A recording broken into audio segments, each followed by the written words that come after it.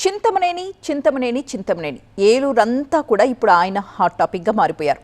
ఈడుపుగంటి శ్రీనివాస్ ఇంటికి అర్ధరాత్రి వెళ్లి హల్చల్ చేసిన చింతమనేని వీడియోస్ని చూపించి మరీ ఏపీ ప్రభుత్వంపై విమర్శలు గుప్పిస్తున్నారు వైసీపీ నేతలు.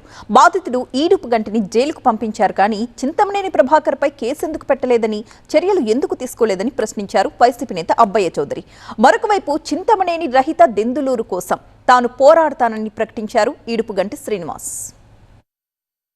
2014 టీడీపీ ప్రభుత్వంలో ఎంఆర్ఓ వనజాక్షిపై దాడి చేసి రచ్చరేపిన దెందులూరు ఎమ్మెల్యే చింతమనేని ప్రభాకర్ 2024 ప్రభుత్వంలో తన మార్క్ రచ్చ చేశారు. తన కుటుంబంపై కమెంట్ చేశారంటూ అర్ధరాత్రి ఈడ్పగంటి శ్రీనివాస్ ఇంటికి వెళ్లి హల్చల్ చేశారు చింతమనేని.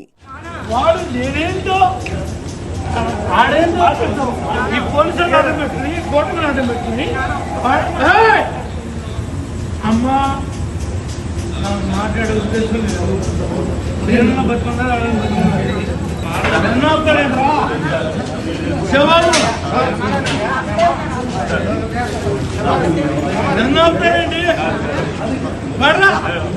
కూర్చో కూర్చో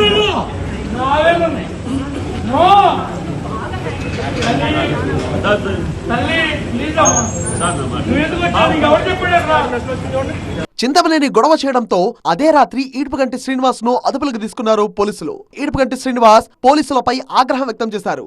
తన ఇంటికి దాడికి వచ్చిన వ్యక్తిని వదిలేసి తనను అరెస్ట్ చేశారని మండిపడ్డారు శ్రీనివాస్.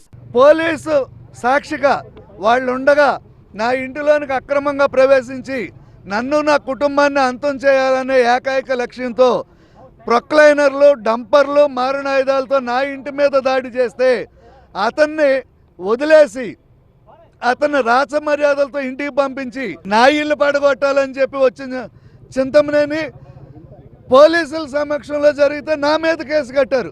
ఇంతకన్నా దుర్మార్గం లేదు. చింతమనేనికి మీ ద్వారా నేను ఒక హెచ్చరిక పాస్ చేస్తున్నా.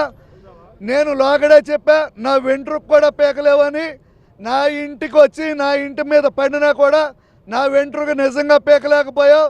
నువ్వు డంపర్లతో వచ్చినా ఒక్క ఇటుక మొక్క పట్టుకెళ్ళలేకపోయావు.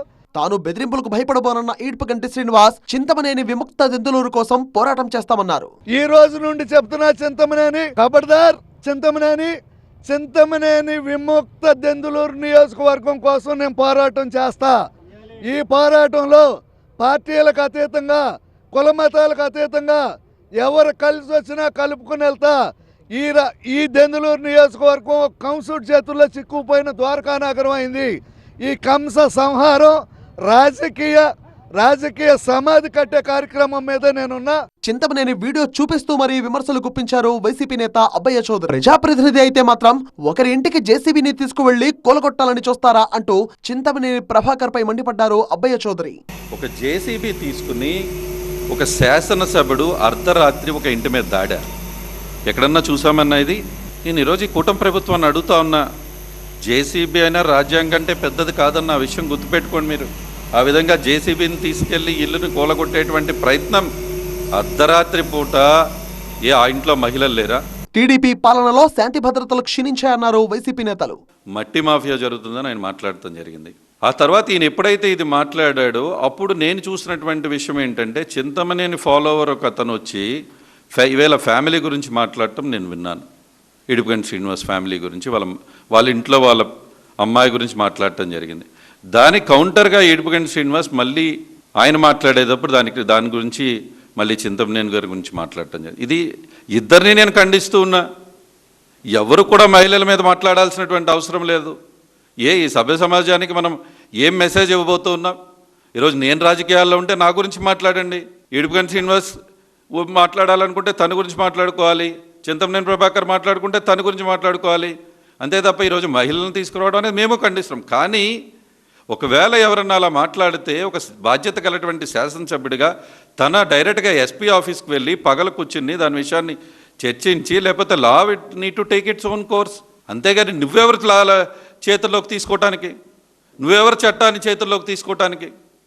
చట్టాన్ని చేతుల్లో తీసుకోకుండటమే కాకుండా ఏలూరులో దెందులూరు నియోజకవర్గంలో ఒక భయభ్రాంతమైనటువంటి వాతావరణం క్రియేట్ చేయడానికి నువ్వెవరు అని అడుగుతా ఉన్నాం. ఈరోజు అర్ధరాత్రి ఒక కుటుంబంపై దాడికి వెళ్లిన చింతమనేని ప్రభాకర్ పై పార్టీ పరంగా చర్యలు తీసుకున్నా తీసుకోకపోయినా చట్టపరంగా చర్యలు ఎందుకు తీసుకోలేదని ప్రశ్నించారు అబ్బయ్య చౌదరి.